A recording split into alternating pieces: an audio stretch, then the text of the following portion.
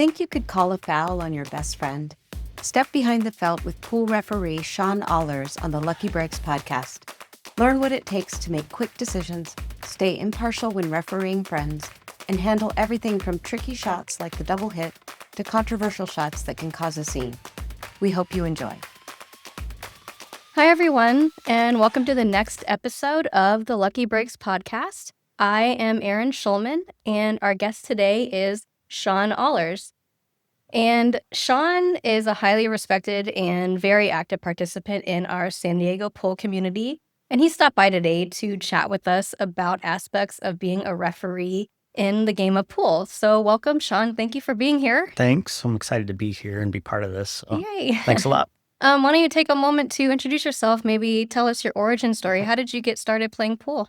Okay. So I've been playing for close to 30 years or so. There was a local rec center in Connecticut that, they had a donated pool table, a bunch of other things like, dartboard and everything like that. But the pool table was nothing special. They had some cues that had no tips on them, no chalk, but it was still fun. So I played there, a couple years. Took a couple years off when I thought I was cooler than going to the rec center. And then went to Japan, played a little bit more in the barracks when it was typhoon season. For the, during the military, we just got locked in the building for a couple days. So played there for a bit, ordered my first pool cue online, and then I was hooked. Just sit there for hours. Yeah, awesome. What was your first pool cue? So I'm not even sure if the brand is still around, but it was out of Denver. It was 5280 was the brand. Oh, okay. So, I was so excited to get it. Awesome. Yeah, we got to start somewhere, right? I mean, it was completely picked based on looks of the cue. I didn't know anything about pool cues, so so I just got one that was, it looked nice. Yeah, I thought it was pretty. So what is your current skill level right now? 7 in 8 ball, 8 in 9 ball. Okay, cool. So let's talk about being a referee in pool. So how did you get started?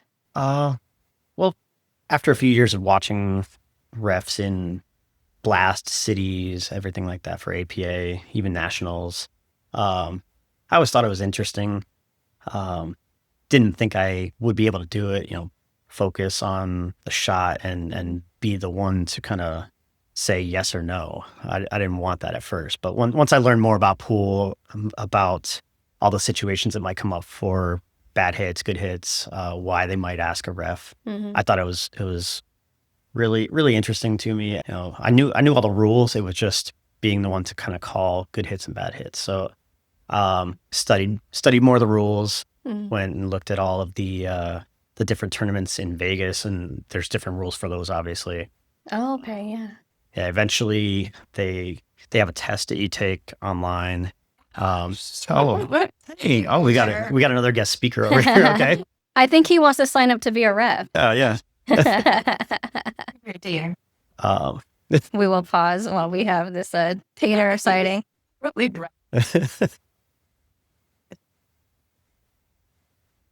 That's his first time really jumping in. Yeah, I think he's excited about this topic.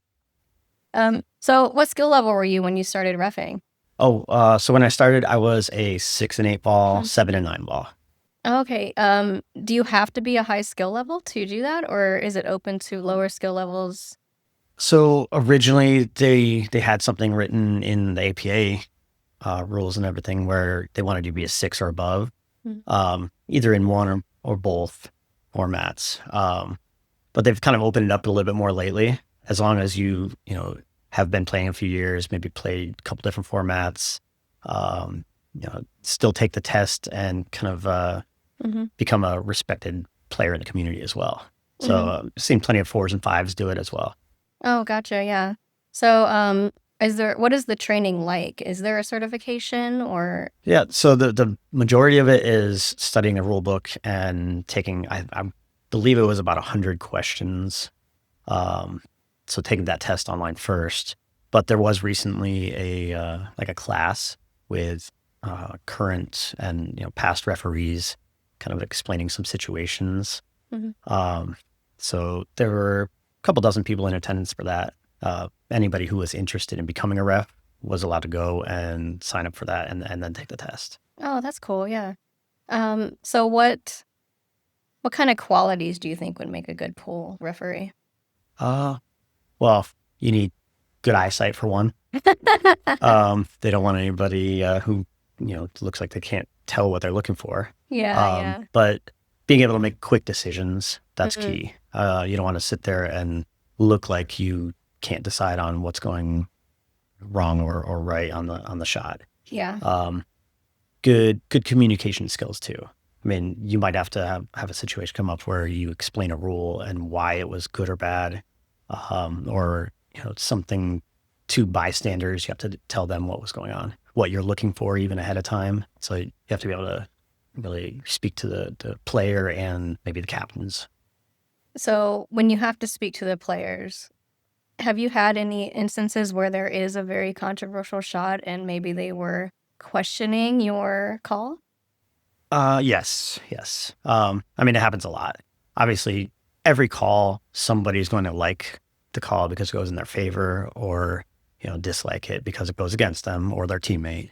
I'd say as long as you explain what happened to them, they're okay with it. But there are instances where somebody doesn't agree with it.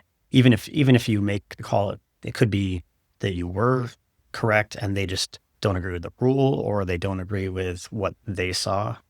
Mm-hmm. I mean, it's going to come up a lot. Mm-hmm. Do you recall a situation that like sticks out when you did have to deal with someone that was a little didn't like your call? Yeah. There's a few. I'd say one of the biggest stage issues was, I think it was last summer in cities. There was a shot. Somebody was, I may get it a little bit wrong, but for the most part, it was a stretched out shot over the table. Somebody was using the bridge. They kind of let go of the bridge a little bit, and it came back and hit a couple balls. Mm-hmm. At the same time, they hit kind of hard. The shot itself was a good hit. Slapped in a couple balls though, and even one of the balls that the bridge hit went in. So I mean, it's legal. It was a good hit. Yeah. A couple balls went in, but then the cue ball crossed the path of where one of the balls was moved from. So that was coming into play where one of the players thought that meant it was a bad hit and nothing should count. But in that situation, it actually was all legal, and the player got to keep shooting. Oh, wow. Yeah. I mean, just like I was saying earlier, is you have to explain why it was good and that they do get to keep on shooting. Mm-hmm. On a big stage like that, very important shot, it made a little bit of a difference there. So you kind of calm down the situation, calm down the player, and they eventually moved on. So. Yeah. So you have a lot of friends in this pool community here in San Diego. How do you stay impartial when you are reffing for people that especially if like it's both players or just one? Yeah. I mean, it does come into play where you don't want to look like you're partial to anyone. I personally think of it as I may play one or both of those players in the future, or play against them, with them, whatever it is. So you just have to really think of that one specific shot. Take the players out of it. Doesn't matter who the player is, you're looking at the shot only. Mm-hmm. If it comes to it later on, you could take them aside and say why it was good or not as well. But you really can't let that guide you in any way. Mm-hmm. And even if you did side with your friend on the shot, it just can't look like that. You have to look at the exact shot only. So. Mm-hmm. Okay. So, Sean, on a league night, for example, when someone in the room is like, hey, I need somebody to watch a shot, is there anyone, like ones that are like more common that people are calling you over to watch that you have recognized over the years? Yeah. There's quite a few common ones, but I'd say first would be which ball was contacted first. Mm-hmm. If it's, say, heat ball, whether they're hitting a stripe or a solid that are close to each other, or 9 ball, obviously first ball on the table or something else. But another shot would be a double hit situation. Mm-hmm. If the cue ball's really close to the object ball they're trying to hit, or maybe even frozen, whatever it is, just trying to look at that and see if they tap and then have the cue stick hit it again. Yeah. Being a captain, I'm very hyper aware of watching for that. And there was an instance on one of my pool league nights where a new player, she'd played maybe one session. She had tapped the cue ball and then was going to continue to shoot. And we had told our team about it at first. That happened, I think, with one of their players. And then it happened again with another player. And she wasn't happy that I called her out on it, kind of called me some names, and ended up forfeiting her match because she was very upset that we called her out on double hitting the shot. And I mean, I felt really bad about that, but how would you have diffused that situation with somebody like getting very mad about being called out for something like that? Well, I know I was there at the same time, same team, but yeah, with new players, sometimes they just don't know what they're doing is wrong. So the first thing would be explain what a bad hit is in that situation and let them know. I mean, the first time they do it, maybe it could have been bringing it up to their attention quicker, or at least telling their captain or another player who has been around a while to kind of coach them on how to avoid that next time. And then if it continues to happen during the match, obviously you're going to be able to call them out on it. I mean, if there is anyone else around, obviously you want to get an impartial person to watch it, though. I remember that instance, nobody was around to watch. It was late. Yeah, and it was just she was just doing pre-strokes trying to line up. Yeah. And it happened a couple times. It's all about how you approach the player. I mean, all players are different. Some react, okay or very poorly against somebody saying they did something wrong. So any way you can kind of calm the situation as you go throughout the night will help.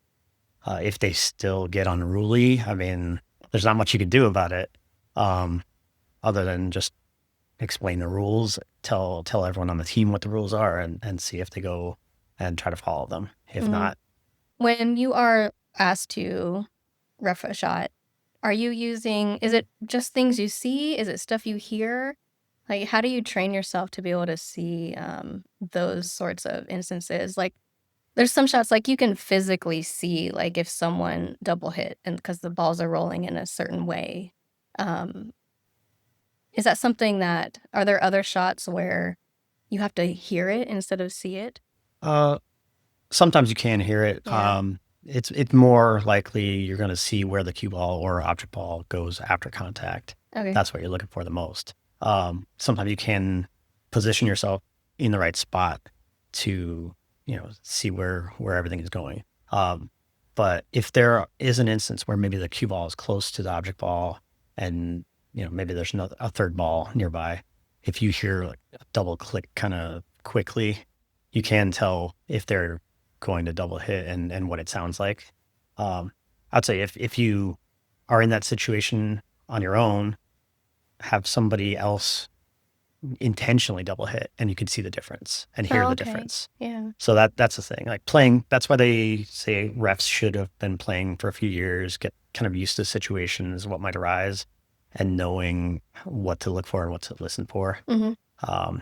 But it's mostly sight, though. Okay. If you were trying to tell somebody, I heard a double hit, they wouldn't really react as well as if you said, I saw them double hit because the cue stick hit it twice. Got it, yeah. Mostly that. So are you allowed to use like slow motion camera, video, or anything to do these calls? Well, in APA, no. Some leagues or tournaments, they do. They have somebody come up with the video and they replay it before making it to decision. So, I mean, that is a good way to kind of diffuse any situation. They can just go over it again and again until they feel they got the right call. But yeah, a lot of leagues are, just normal nights on league, they don't allow it. Yeah. Do you have any opportunities coming up to be a referee in any of the events? There, I'm sure I'll be a ref in cities, Hmm. unless I'm playing, during that time frame. But um, I was going to go and referee Blast, but I think this is the first one I haven't refed in quite a while. Oh, yeah, that's happening today. Today, yeah. Oh, Yep. all right. Yeah. Let all the ones that just took the training, give them a chance. Right. Yeah, there are quite a few new refs, so Yeah. they're getting their feet wet, and there's a few who have now gone 2 or 3 times in a row and really enjoy it. Oh, that's great. Yeah, it's good to hear. Yeah. Could take a little of the pressure off you. Yeah. Having to go to every event. I also do have a goal at some point to referee in Las Vegas for the pool player championships, or any kind of event there. Oh, that's cool. What does that application look like? Do you just sign up, or do you have to take a test? It's the same test as long as you've refed locally for a couple of years. Your local APA, I mean, this is for APA, but they submit my name. If you desire to do it, your local operator will have to submit your name, vouch for you basically, and put you into a list. It's hard to get in there. There's usually refs that have gone every year for dozens of years. Mm-hmm. But if they have an extra need, then they'll reach out to somebody on the list. So. Oh, great. Hopefully you get that. Yeah, that'll be fun. So for people that are interested in maybe giving this a try or learning how to do this, what advice do you have for them to things to study or watch things on YouTube? Is it play pool or meet up with someone like you? What kind of advice do you have? I mean, there's a few things you can do. Obviously, read the rules. There could be hundreds of pages in a manual to read through different tournaments to read through all the rules for that. That's the starting point. If you also want to go online, I mean, I personally would look at slow motion videos, seeing the physics portion of pool. There's a good one out there, Dr. Dave. He has lots of videos. Mm-hmm. You just watch what happens after contact, and you can see the aiming point, the trajectory, everything on the table, Mm-hmm. and you'll kind of know more what to expect when you watch a shot. If you see a good versus bad hit, then you can kind of see that recreated on the table while a shot is going on that you're watching, and it'll be in the back of your mind as far as like, oh, the cue ball went forward after contact here. That's 99% of the time going to be a foul, kind of a thing. Mm-hmm. So that will stick with you. Oh, awesome. Thank you, Sean, for joining us today. This was a very enlightening and insightful discussion about being a ref. And thank you, everyone, for joining in. Would you like to ask the Magic 8 Ball a question? We're going to try to do this. It's very insightful, this Magic 8 Ball. Well, first, I would say don't bring these to league and use it for a bad hit situation. Was it a good hit? Oh. Honestly, I do have a story for that. Reply hazy, try again. Okay, that's probably what you'll get. Yeah, but I don't know. All right, will I get to ref at nationals at some point? What does that even say? Outlook. Good. Okay. All right. Yeah, I'll take it. All right. Magic 8 Ball has spoken. Right. Thank you, Sean, for being on the episode with us today. Really nice for you to stop by. Oh, I appreciate it. Thank you. Yeah. And that's it, everyone. Thank you for tuning in, and we'll see you next time on the Lucky Breaks podcast.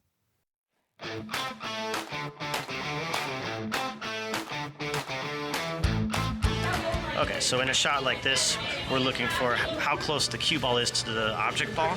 If they're hitting straight at it, then you need to look for the double hit. So if it goes and your stick hits the ball and then kind of hits it twice, that's what we're looking for here. So you have to get a good angle and be able to see if the cue stick goes and touches after contact again like this. So.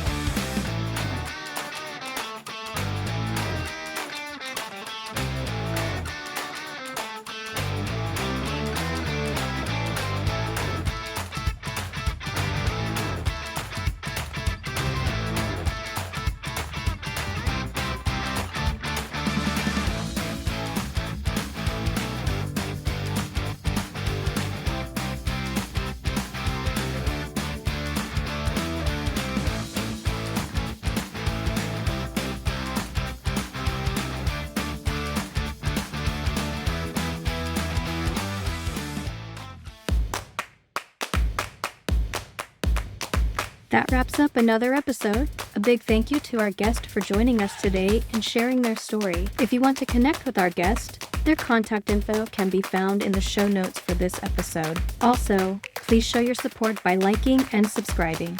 We hope you enjoyed this episode of the Lucky Breaks podcast. You can find more episodes at youtube.com/@luckybreaks-podcast or by searching for Lucky Breaks on your favorite podcast player. This episode was produced by Sue Leader and Erin Shulman. Thank you for your support. Sign up to be a guest on a future episode from our YouTube channel page.